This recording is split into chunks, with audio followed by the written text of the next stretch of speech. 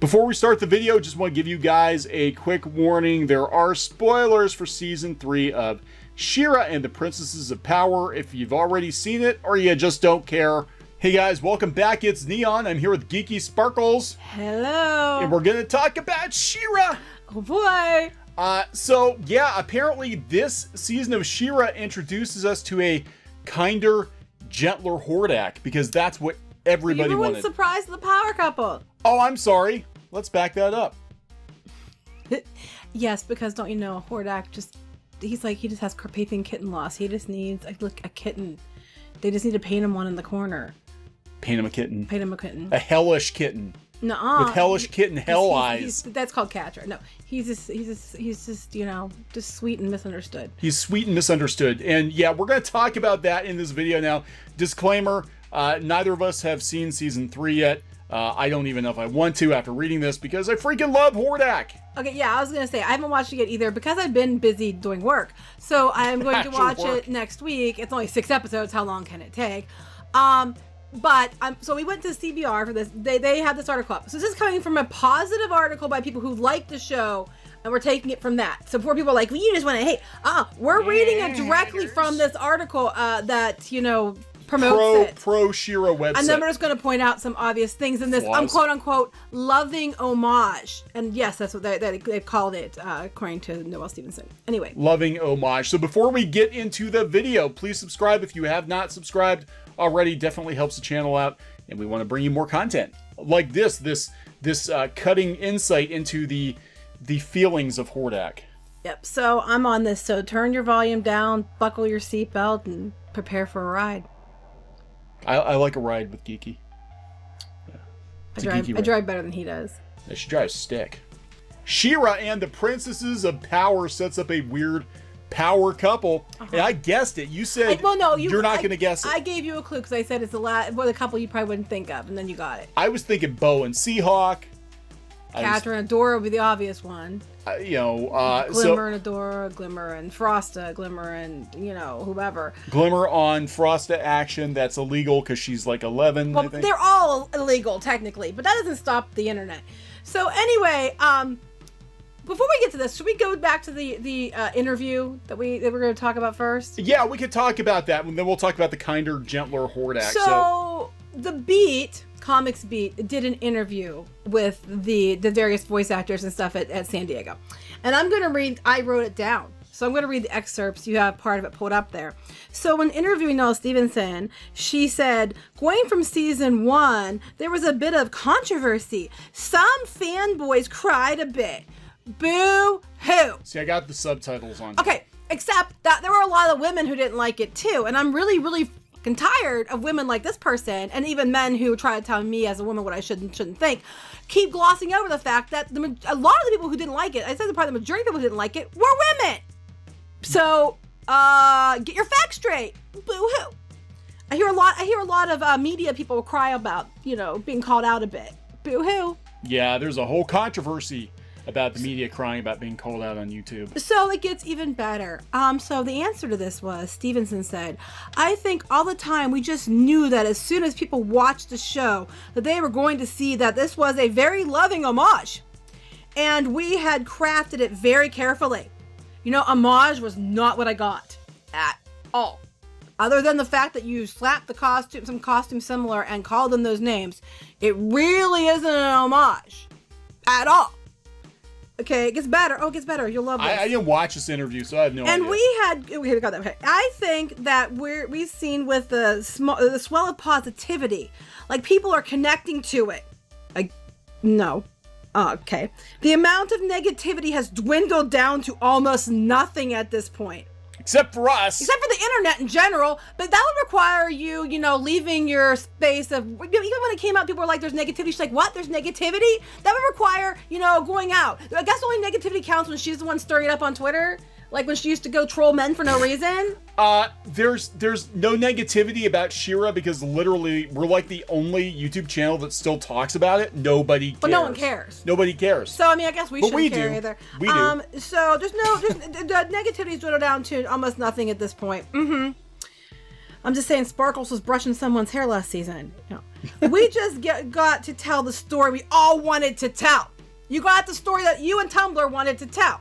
But it's just a loving homage that was carefully crafted to piss off all the old fans. I mean, I'm sorry.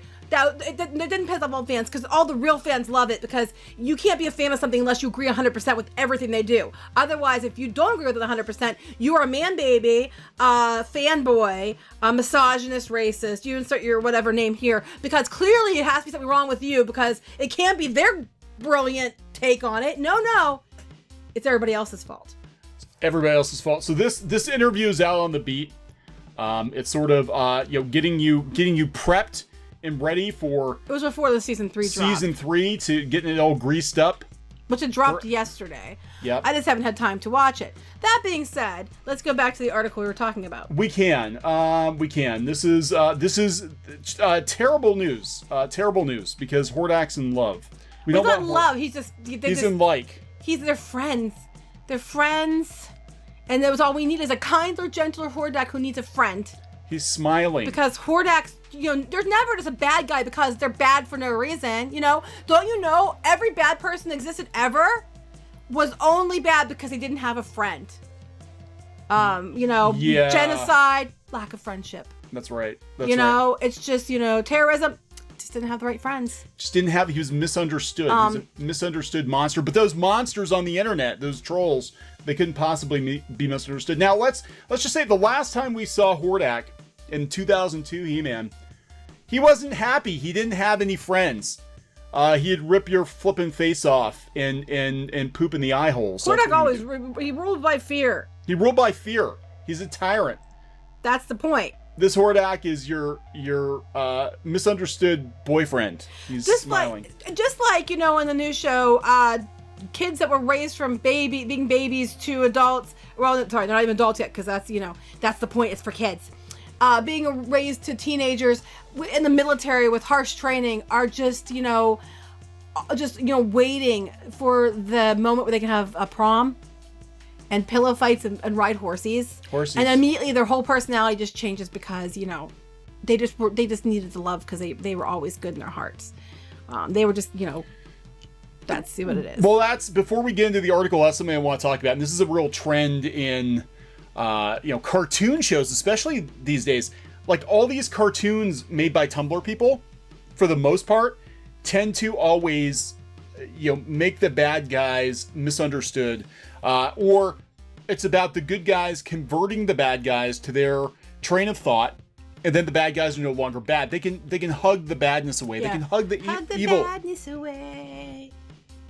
Something the characters. It's just your own song. I don't know. What was that song they had in the Smurfs? It's like, goodness makes the badness go. Goodness makes the badness go away. Yeah, and this is like completely unreal, because in the real world, there are some people that are just bad and they will mess you up, and there's no amount of hugging or communication or whatever that can change that. They're just bad people. And here's my next question: if it's a lack of communication and friendship, why aren't the media outlets and the people running She-Ra stuff out there trying to talk to people who don't like it and to try to, have some kind of conversation and, discuss it out and show to have some goodwill and going forward and trying to, why?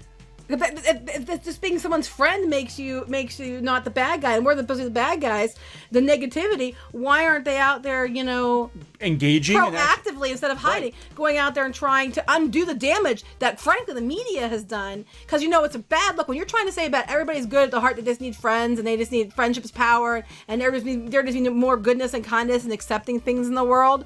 It's probably a bad look to right away have the media go out and tell people if they don't like the new design without discussion, it's because they're they're mad because they can't get off to it, and that because they're sexist, they're misogynists, they're fanboy man babies. Maybe if your whole point is goodness and kindness and hugs, and we should spread positivity and friendship, that was probably the wrong way to start. I'm just putting that out there. Yeah, if anybody can be converted to the light, then you would think that these people on Twitter and these journalists would be reaching out to all those internet trolls and showing them the way. Instead of being trolls themselves? Right. Doing trolling and then calling everybody else trolls? That's right. You know, I'm just saying, if that's what they're going for, and that's what's supposed to be the positivity of the future is, then why... Oh, we only spread positivity. No, you only get you preach to the choir. You have these panels and stuff where you get everybody in there who likes your stuff. And then you just bask in the glory. There's no even attempt. I mean, heck, Larry DiTullio passed away, and they didn't even mention it until they could use it for marketing. Yeah, that's a little tone deaf, isn't it? To use the passing of Larry DiTullio. Sorry, I didn't mean to keep going, but I was on a roll. Anyway. I see you're on a roll here. So we're going to read this article. We don't have to read all of it. We're going to read some of it. We're going to read enough of it to make sense. And then we're going to give biting, incisive commentary or something resembling that. Okay, so She-Ra and the Princesses of Power has altered a number of the relationships from the... It's all about relationships. Wait, I thought they were doing a loving homage. No, they've altered the relationships from the original series in new and interesting ways. Well, that's not what an homage means. New and interesting ways. 69 different ways. Adora and Catra, Scorpia and Catra, and everybody in Catra can get together. No, that's not what it said. From Adora to Catra to Scorpia and Catra, everybody loves Catra. The show has touched upon a number of different dynamics. However, the most unexpected one comes in Season 3, having impressed Hordak. In the previous season, Princess Entrapta forms a surprisingly sweet relationship with the leader of the Horde. Surprisingly sweet relationship with Hordak. Hordak! Providing each with someone to lean on. I have to read this whole thing, it's too good. After being left behind in the Fright Zone, Entrapta essentially turned on the rest of the Princess Resistance and joined the Horde. Any old school fan would have guessed that because she was a villain in the original. Right. She was less driven by revenge and more intrigued with the various inventions and technology that the Horde was experimenting with, allowing her to go further than she ever did before with any man, with any boy. With any tech. With any tech. Quickly, Entrapta became one of the most valuable assets to the Horde, helping further all the advancements that Hordak had been developing. All of this severely impressed Hordak. She played with his tech. She played with his tech. She put him on high. Who elevated her to his frequent collaborator. For her part, Entrapta was excited to finally have a lab partner. The brilliant inventor had never found someone quite at her level. So getting to work with Hordak gave Entrapta the chance to finally work with a peer. It's something that clearly has a positive effect on Entrapta, who admits that she never really had a friend quite like him. You never had a friend like me. Never had a friend like me. Can your friend do this? Can your friend do that? Yeah, right. The relationship between the two changes. It changes in Season 3. Early in Season 3. While visiting the lab one day... I was working in the lab one day. Okay, while visiting... Entrapta came in and got in my way. Yeah, while visiting... He did the match. While visiting the lab one day, Entrapta comes across Hordak in the middle of switching out of his robotic exercise. She walks in without his clothes on. He's getting naked. So this is a Kylo moment. She becomes the first person to see how frail Hordak is underneath all that armor. Hordak is initially furious. She saw his dinky. No. Screaming at her to leave him alone with his dinky. Don't see me. Don't see me. He didn't say anything about dinky. Stop it. But unlike his various minions like Catra and Shadow Weaver, Entrapta doesn't flee. She doesn't flee from him. Instead, he just needs her. She helps develop a more advanced version of a suit that incorporates First One tech. Doing so amplifies the potential of the suit and reduces the pain he's in. So he's just in pain. He's just a monster in pain. To take the thorn out, and it's all good. Take the thorn out, and it's all good. It's like any villain. But more than that, she offers Hordak a shoulder to cry on. I told you. Nobody wants to see Hordak crying on anybody, unless they're tears of joy as he fillets his enemies.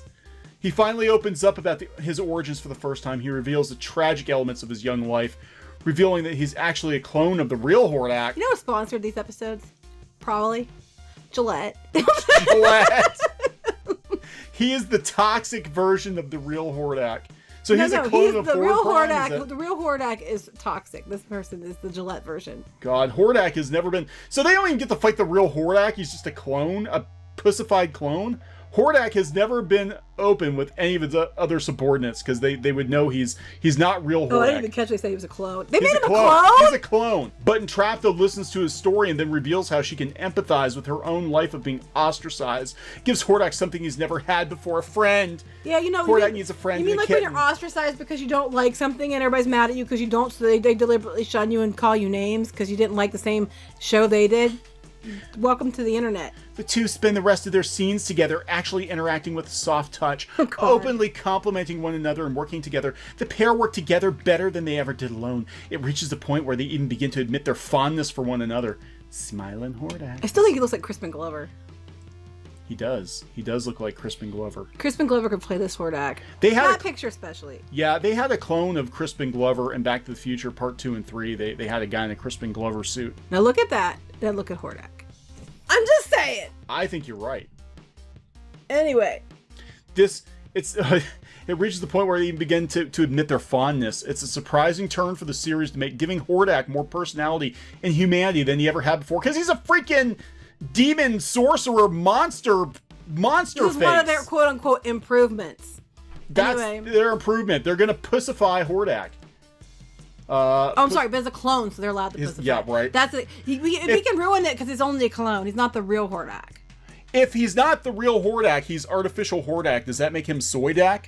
Oh my god, you're allowed to say that. Am I allowed to say that? He's You're Soydak. not, but that's funny as heck. He's not really Hordak. That's hilarious, but wrong, but funny. This added depth is what makes the extending of the season so heartbreaking. When Entrapta learns the full extent of the damage that can be caused by activating Hordak's portal.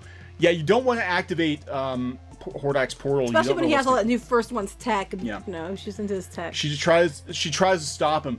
Catcher and the rest of the Horde knows it's very unlikely that Hordak would back down. Entrapta is convinced that she can convince her science partner, because science now to hold friend. back. Blah, blah, blah. Her Catcher lab knocks partner her out. to hold back. Don't do it, Hordy. Okay, The catcher knocks her out. Catcher knocks her out. And then she does the portal. Yeah, does the portal. Is that what it's Catcher called? does the portal, yes. Catcher likes portals. The news has a major impact on Hordak, who seems genuinely shaken and hurt by the news. It's a surprising look on Hordak and proof that the character does actually have a heart. She betrayed me. I'm gonna cry now. The relationship between Entrapta and Hordak is one of the sweeter pieces of her character too, allowing her to be the open one for once. It was positive growth for both characters, with Catcher escaping. Yeah, not really. Alongside Hordak and Entrapta seemingly condemned to Beast Island. It's likely that her perceived portrayal of Hordak. Well, we guess I should have probably said spoiler. There's spoilers in this video. If you're watching this video, you're probably not gonna watch the show. Well, anyway. You know what? You should put earlier in spoiler before we No, start I'm not going to. Because that's how we do it. We rain on your parade here on Clownfish TV. No, I think you should probably This put it on is there. the real Hordak. Out of respect for people who do want to watch it, you should probably put that on there. Anyway, so we did not watch the show yet. Oh crap, it's been spoiled for us by CBR because it only came out yesterday and they're already doing it's spoilers on it. They didn't say spoiler. Oh no, it did. It said warning, contains spoilers. See, you should have read that part. It's on the screen. They can figure it out. No, we're good at it. Anyway, I'll put a little bar at the top or something. just pause it and say, hey, spoilers. But it's just, there's only 6 episodes. So they got all of this out of 6 episodes, first of all. Secondly, this has nothing to do with, as I keep pointing out, but loving homage. Hordak now is no longer Hordak because he's bad. He's just misunderstood. Nobody is themselves on this show. This is a Tumblr fanfic. That's because we just get to tell the story we wanted to tell. Clearly. I hope to God they reboot this, soon. Because no fan of the original show, no fan of Masters of the Universe, which is where Hordak actually originated. He was a He-Man villain. He was a badass. He was Skeletor's boss. He was worse than Skeletor. Nobody wants to see him as a misunderstood, angst-ridden Crispin Glover wannabe. I'm gonna get mocked for this, but I have to point it out. Let's follow the silhouette here. And then my sister's gonna be like, "Why were you looking at Hordak's? Why do you look at all these cartoon characters' crotches? I just noticed it. I'm like, whoa, what's But you're this? looking at the Netflix CEO's crotch. You're looking at Cyclops' To be crotch. fair, the lines all draw your eye down. Look. Lines down, lines down, lines down, down. That's an imp under his... Down. down. All the lines are pointing down. Okay, so he's hung like a horsey. That's why he's the boss. I'm just saying. He don't need no armor for that. That's all natural. And in my offense of the was it the Google guy? In my defense of that. No, that was was that Google or Netflix? I don't remember. Whoever. His pants were bad cut. They did not fit him properly, and I couldn't take anything seriously because I was distracted by the way his pants riding up, and I'm thinking, man, that has to be uncomfortable. Well, Soydak... I have no answer. In fact, they had a weird line. He was really big compared to everybody else. Soydak wears a dress, so, take it... It could be his weapons underneath. Oh that could be his first one's tech. That's his first one's tech. That's why he's smiling now. You think it's Entrapta. That's his new... Like, all the He-Man figures, the old He-Man toys, had action powers. Like, you'd hit a button and they would do something. You hit a button on... new Hordak, and his imp pops out from under his skirt. I'm sorry, I just can't get past his face. He's like, I just can't get past that. What the flip, guys? What the flip? Yeah, look, I have no interest in this show at all other than to mock it. This is not... I'll watch it, because I'll be fair. And if it's good, I'll say so. Nobody wants a kinder, gentler Hordak. Now see, look, why do they keep doing this? The lines are not drawing your attention. And then he's got a thigh slit. Whatever. Because he's wearing a dress. I don't know why he's wearing a dress. I don't like that they keep doing this with these cartoons where you can't have actual villains. Steven Universe was one of the biggest offenders. Steven Universe did that too, where all of the villains weren't really threatening. They just needed a hug and a song and a dance, and they were misunderstood, and they're doing it to Hordak. We joked. We're like, they're not going to make any of these characters actually bad. So Hordak is not actually bad. Catcher will come around. She'll see the light. None of these characters are bad because we can't actually have real bad people in the world, except for the internet trolls, because they're all just alt-right Nazis. Oh yeah, because if you don't like it, and you have valid criticisms, it doesn't matter. You're just automatically dismissed, or if you're acknowledged at all, because if you're a woman, you're not usually acknowledged at all in She-Ra. You're just dismissed because, if you don't like it, then you're not a real fan. You have no business saying anything. Only people who agree can say anything. Yeah, so I'm out. You can watch it. I will watch it, and if it's good, I will say so. Like I even said, the last season was better than the first season. That doesn't make it good. That just means it was better than the first season. Okay, so we're gonna wrap this one up. Yep. Okay, so please subscribe for more pop culture news, views, and rants here on Clownfish TV, and go hug Hordak. He needs a hug. Just make sure you lean forward and kind of push your rest of your body back, because who knows what's under that dress. I'm just saying. Okay, goodbye. Bye. Hey guys, thanks for watching Clownfish TV. Please consider supporting the channel. Go to clownfishsupport.com. That's clownfishsupport.com. And if you want to join our community, go to clownfishtalk.com. That's clownfishtalk.com. Please subscribe, ring the bell for notifications. We will talk to you next time.